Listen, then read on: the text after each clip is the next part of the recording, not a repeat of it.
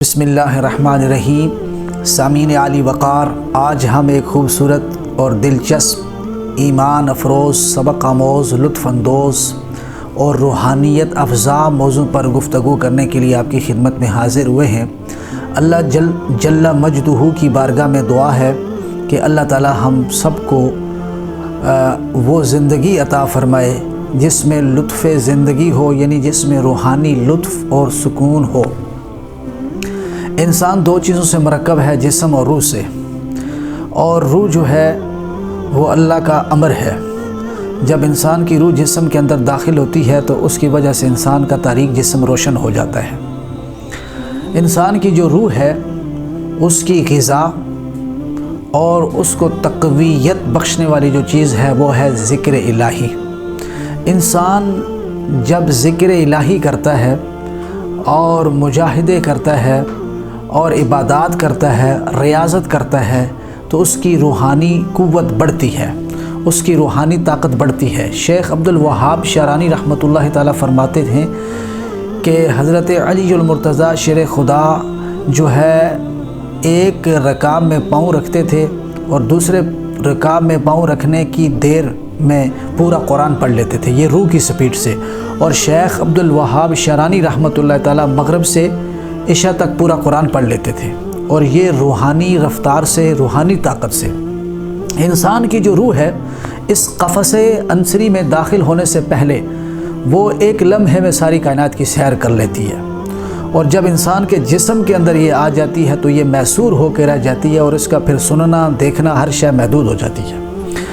لیکن اللہ سبحانہ و تعالیٰ جن کو روحانی حیات بخشتا ہے وہ اس قفس عنصری کے اندر رہ کے بھی ان کی روح بہت بڑے کمالات اس سے ظاہر ہوتے ہیں۔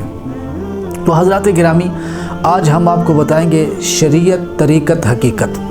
شریعت جو ہے اور طریقت، یہ اس کا فلسفہ اور اس کا بیان، اس کا مفہوم آسان کیا ہے۔ شیخ شرف الدین یحییٰ منیری رحمۃ اللہ تعالی آپ اپنی کتاب کے اندر لکھتے ہیں کہ نماز کے وقت قبلے کی طرف منہ کرنا، قبلے کی طرف رخ کرنا، یہ شریعت ہے، کیونکہ شریعت یہی کہتی ہے کہ جب تم نماز پڑھو تو تمہارا رخ قبلے کی طرف ہونا چاہیے، یہ شریعت ہے۔ اور جب انسان قبلے کی طرف اس نے اپنا منہ پھیر لیا، متوجہ الی القبلہ ہو گیا، اس کے بعد اس نے اپنے دل کو اپنے معبود برحق اور اپنے مسجود برحق کی طرف متوجہ کر لیا، ملتفت کر لیا، تو گویا یہ طریقت ہے۔ تو گویا ایک آدمی وہ ہے جس کا منہ قبلے کی طرف ہے لیکن دل اس کا کسی اور طرف ہے، وہ ظاہری طور پہ نمازی تو ہے لیکن خدا کے بارگاہ میں وہ اس ساجد اور اس عبادت گزار کی طرح نہیں ہے کہ جس کا ظاہر بھی خدا کے سامنے ہے اور جس کا باطن بھی خدا کے سامنے ہے۔ تو اس لیے جو لوگ باطن سے دعا کرتے وقت، نماز کرتے وقت، ادا کرتے وقت اللہ کی طرف متوجہ ہوتے ہیں، حقیقت میں وہی صاحب طریقت ہیں۔ تو آج ہم آپ کو چار چیزیں بتائیں گے کہ انسان کے دل پر جو خطرات آتے ہیں وہ چار طرح کے ہیں: خطرہ ربانی، خطرہ ملکی، خطرہ شیطانی، خطرہ نفسانی۔ جو اللہ کی طرف سے اچھی بات، خیر کی بات مومن کے دل میں ڈالی جاتی ہے اس کو خطرہ ربانی کہتے ہیں۔ اس میں مکمل ہدایت، رہنمائی ہوتی ہے اور انسان کو وہ راستہ دکھایا جاتا ہے جو اس کے لیے بھلائی کا ہوتا ہے۔ اور اس کے بعد خطرہ ملکی، جب انسان کو کسی بات پہ تنبیہ کرنی ہوتی ہے تو خطرہ ملکی، فرشتے کی طرف سے اچھی بات انسان کے دل میں ڈالی جاتی ہے۔ اور اس کے بعد خطرہ شیطانی، شیطان جب انسان کو کسی بری بات کی طرف متوجہ کرتا ہے تو اس کے دل میں وسوسہ ڈالتا ہے۔ اور چوتھے جو ہے وہ خطرہ نفسانی، نفس کی طرف سے بری بات انسان کے اندر آتی ہے۔ تو گویا انسان حلال اگر کھاتا ہے تو وہ یہ سمجھ لیتا ہے کہ کون سی بات کہاں سے آئی، کس کی طرف سے آئی، وہ اس کے مبدا اور اس کے آنے کی جگہ کو معلوم کر لیتا ہے۔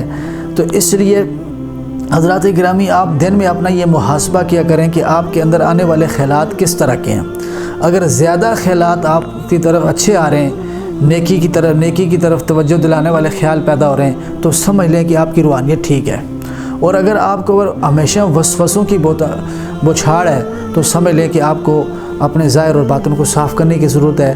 اس کا علاج یہی ہے کہ آپ نیک لوگوں کے پاس جا کے بیٹھیں۔ ایک تابعی تھے، ان کا نام تھا حضرت محمد۔ حضرت امام مالک رحمۃ اللہ تعالیٰ ان کی بارگاہ میں جاتے تھے، فرماتے تھے کہ میرے اوپر جب وسوسے یا برے خیالات آتے تھے تو میں ان کے پاس جا کے بیٹھتا تھا، ان کی صحبت میں بیٹھنے کی برکت سے خیالات فاسدہ کا سلسلہ رک جاتا تھا۔ حضرات گرامی، آپ نے اگر PhD کی ہے، آپ نے دنیا کی تمام کتابیں پڑھی ہیں، آپ تاریخ دان ہو، پروفیسر ہو، یا جو ہے آپ عالم ہو، فاضل ہو، سب کچھ ہو، یہ دنیا کی ڈگریاں ہیں اور دنیا کی حیثیات ہیں۔ اصل چیز یہ ہے کہ آپ نے یہ دیکھنا ہے کہ آپ اللہ کے بندے بھی ہو یا نہیں۔ بندہ بننے کے لیے ضروری ہے کہ اللہ کے کسی نیک اور کامل بندے کی صحبت میں بیٹھا جائے، کیونکہ علامہ اقبال رحمۃ اللہ تعالیٰ اتنا بڑا علامہ، مشرق کے اندر سب سے بڑا لقب جس کو میرا علامہ اور شاعر مشرق، ترجمان حقیقت، انہوں نے اپنی ساری زندگی کا نچوڑ ان 2 لفظوں میں بتایا ہے۔ وہ فرماتے ہیں کہ علم و حکمت از کتب، کہ ایک علم کی بات اور حکمت کی بات کتابوں سے مل جاتی ہے، جو تلاش کرے گا اسے مل جائے گی، جو پڑھے گا اس کو وہ پا لے گا۔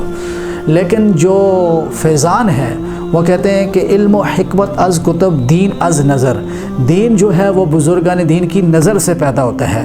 آپ یاد رکھنا، اگر آپ کامیاب ہونا چاہتے ہیں، کسی صاحب نظر کے منظور نظر بن جاؤ، اور فیض ہمیشہ صاحب نظر کے پاس ہوتا ہے، جو اس کا منظور نظر بن جاتا ہے وہ بھی پا لیتا ہے۔ اگر تم خدا رسیدہ نہیں ہو، لیکن جو لوگ خدا تک پہنچے ہیں ان تک پہنچنے کی کوشش کرو۔ وما توفیقی الا باللہ۔